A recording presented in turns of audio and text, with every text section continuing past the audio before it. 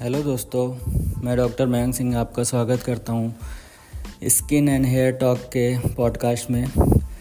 ये पॉडकास्ट मैं शुरू कर रहा हूँ, इसमें हेयर से रिलेटेड चीज़ों पे बातें की जाएंगी और अभी ये इसका फर्स्ट एपिसोड है जिसमें इंट्रोडक्टरी एक आपको बताया जाएगा कि जिससे आप इस पूरे पॉडकास्ट को रिलेट कर सकें और बालों को एक बेसिक रूप से समझ सकें कि आपको बालों की केयर कैसे करनी है, बालों की प्रॉब्लम क्या होती है, उनका सलूशन क्या है। जैसे आप सभी को पता है कि बाल हमारे एक शरीर का एक बहुत ही ज़रूरी पार्ट है और चाहे वह व्यक्ति पुरुष हो, महिला हो, लड़का हो या लड़की हो, वो सभी के सुंदर काया को एक संपूर्णता की ओर ले जाते हैं। बाल ही है जो रोज़ आपको नए रूप देते हैं, कभी उलझ जाते हैं फिर सुलझ जाते हैं और कभी रूखे, कभी चिपके, कभी बेजान, कभी ऑयली और कभी चमकदार हो जाते हैं। क्या आपने सोचा है कि बाल ये ऐसी चीज़ है जिसमें आप हाथ फेरिए और बालों को जैसे भी सेट कर लीजिए और खूबसूरत दिखिए, लेकिन जो बाल आपको इतनी सुंदरता देता है, कभी आपने उसके बारे में सोचा है कि उसको केयर कैसे करनी है और वो क्यों झड़ते हैं, क्यों वो ऐसे अचानक जो बाल आपके सर पे इतने अच्छे लग रहे थे अचानक क्यों झड़ने लगे, ऐसी क्या प्रॉब्लम आ गई। तो दोस्तों, इन्हीं सब टॉपिक पे हम धीरे धीरे बातों पे आगे चलेंगे। जैसे कि इस दुनिया में, इस पृथ्वी पर सभी की एक लाइफ साइकिल है, जीवन चक्र है, वैसे ही बालों के साथ भी है। बालों के साइकिल में 4 स्टेज होते हैं जिनमें बाल का निकलना, जवान होना, बूढ़ा होना, गिर जाना। तो ये साइकिल 2 से 6 साल तक चलती है। हम सभी के बाल तभी तक अच्छे हैं जब तक हमारे सर पर अधिकतम बाल ग्रोथ वाली फेज यानी जवान वाले बाल या एनागेन फेज में रहते हैं। क्योंकि एनागेन फेज में जब बाल रहते हैं तो ये काफ़ी मोटे, चमकदार रहते हैं और जल्दी झड़ते नहीं हैं।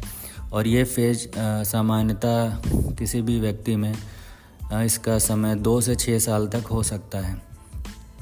और हम जब भी बालों की केयर करते हैं या डॉक्टर के यहाँ बालों के ट्रीटमेंट के लिए जाते हैं तो हमारा लक्ष्य यही होता है कि हम इस एनागेन फेज को और लंबा करें ताकि हमारे ज़्यादातर बाल इसी फेज में रहें और बाल मजबूत रहें और अच्छे दिखें।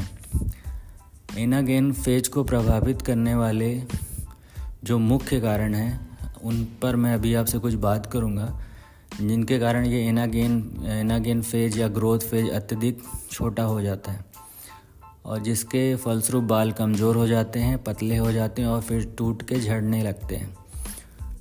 एनागेन फेज पर नेगेटिव इफ़ेक्ट डालने वाले मुख्य कारण हैं, सबसे पहला है डाईहाइड्रोटेस्टोस्टेरोन या डीएसटी, जिसको कॉमन लैंग्वेज में बोलते हैं। यह एक प्रकार का हार्मोन होता है।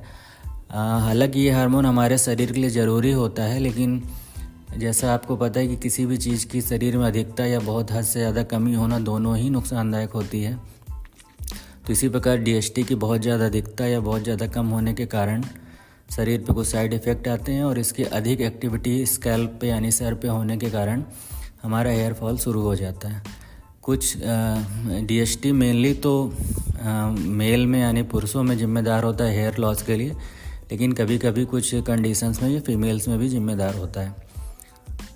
उसके बाद हमारे लाइफ में होने वाला स्ट्रेस चाहे वो फिजिकल हो या फिर इमोशनल। फिजिकल स्ट्रेस जैसे कोई आदमी बीमार पड़ गया, किसी का एक्सीडेंट हो गया या कुछ प्रॉब्लम इस तरह फिजिकली आ गई, तो ये फिजिकल स्ट्रेस होता है। इमोशनल स्ट्रेस भी होता है, जैसे किसी का डिवोर्स हो गया या किसी के घर में किसी की डेथ हो गई, किसी के कुछ और लड़ाई झगड़ा हो गया, उसका स्ट्रेस हो गया। तो ये सब स्ट्रेस से भी हमारा हेयर फॉल बढ़ सकता है।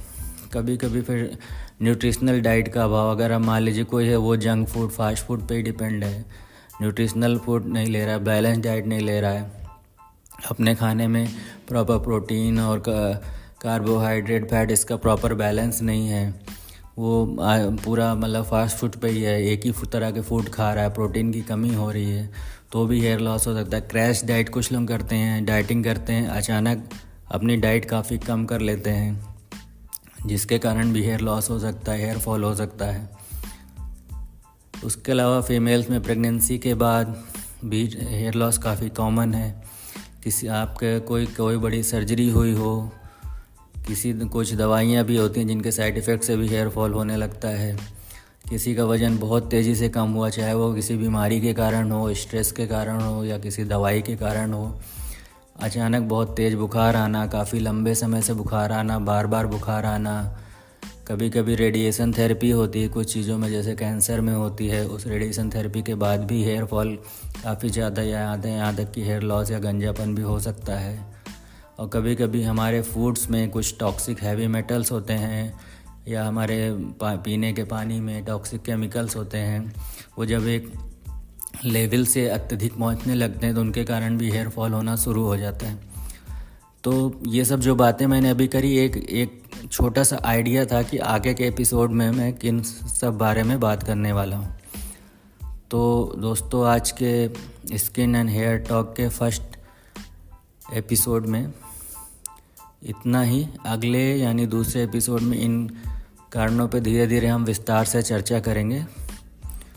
तो इसी के साथ ये पॉडकास्ट यहाँ पे ये एपिसोड ख़त्म करते हैं। Good bye.